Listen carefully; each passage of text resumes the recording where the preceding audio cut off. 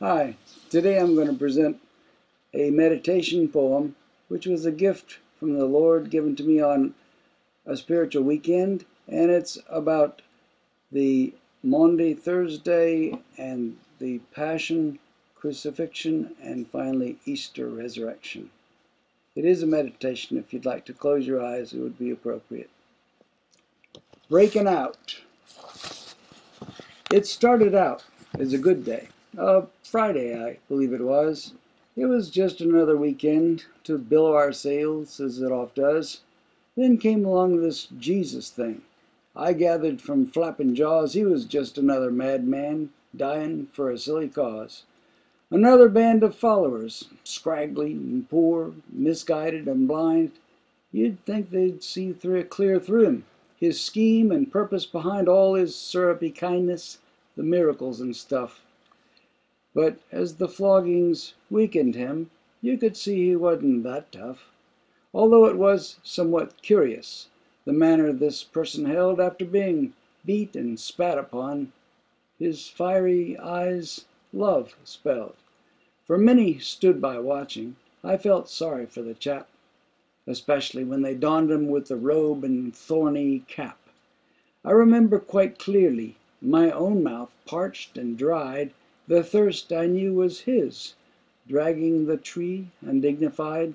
Thank goodness for those women, weeping loudly there close by. They at least had a chance to help him, and wiped his sweat face dry. There was another godsend. Simon, I think his name ran, a passer-by, pressed into service. What an ill-chosen man! Then I've often pondered that there may have been a glue, a mysterious force of love or such that wielded the hearts of the two. There we were, trudging along now, up to the hill of the skull. We all knew what was at the top. In the mayhem there was a slight lull. I heard one stander-by's deep gasp as they laid him on the tree. Why are they nailing him alone? Why not just tie all three? The soldiers pounded those fat wrist nails. It was apparent they must be assured that this Jesus whom they crucified for all time would be secured. When I saw this innocent young man, my heart began to boil.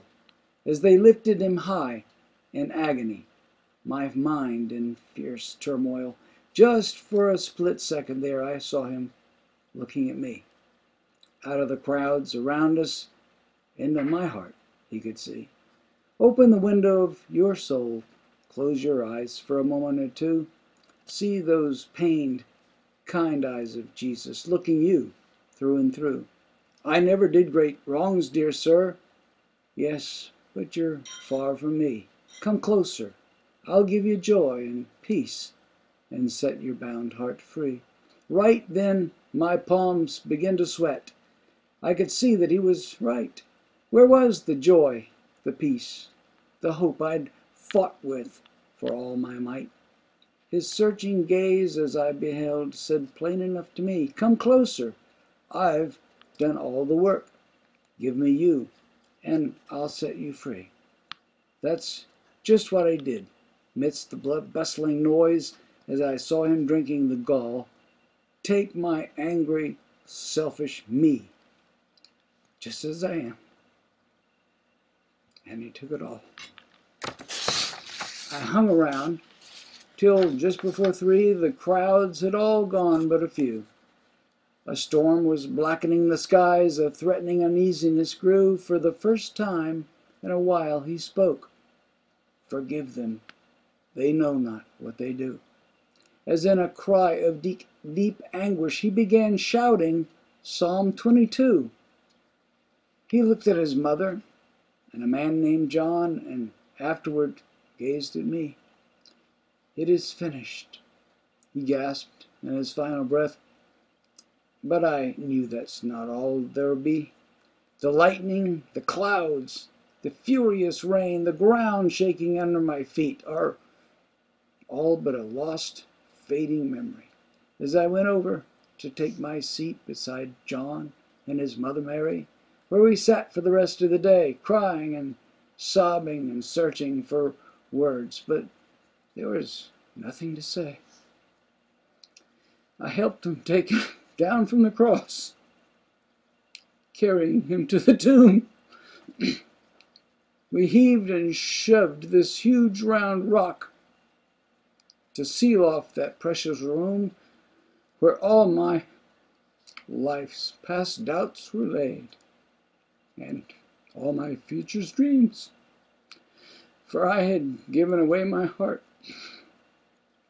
my loves, my worries and schemes. I knew that something more must come, just what I couldn't tell. All Saturday we moped around, and I'm sure felt a taste of hell. The doubts, the fears, the loneliness threatened to choke our light. Where would we go? What would we do? Father, hear us in our plight. That night's sleep was a fitful one. Must have waked a dozen times. But finally came the Sunday dawn, roused by the temple chimes. As I got dressed and ready to go, there was a frantic knock at the door. Mary, hysterically happy with joy, cried, "Jesus' body, it is no more." It was hard to make sense of her scattered words. Thank goodness for Peter and John, who both appeared at that very moment, confirming the body was gone. I didn't know whether to be joyous or sad till they explained just what it meant. He said that in 3 days he'd rise. He's finally death's bonds rent. I'm not sure what that spoke to them, but I know what it said to me. That short time I looked into his eyes and gave all had set me free. Not that it was me at all. It was he who lured me in. It was he who gave my heart the call, and he who broke my sin. Many years have passed since that day, yet I'm as close right now to Jesus as I was back then. When I close my eyes and bow, I can feel him in the very room. A peace just permeates all. My heart begins to burn like fire when I'm quiet to hear his call. He is the risen Lord indeed. He has conquered death and sin. And vitally important for me, he set all right within.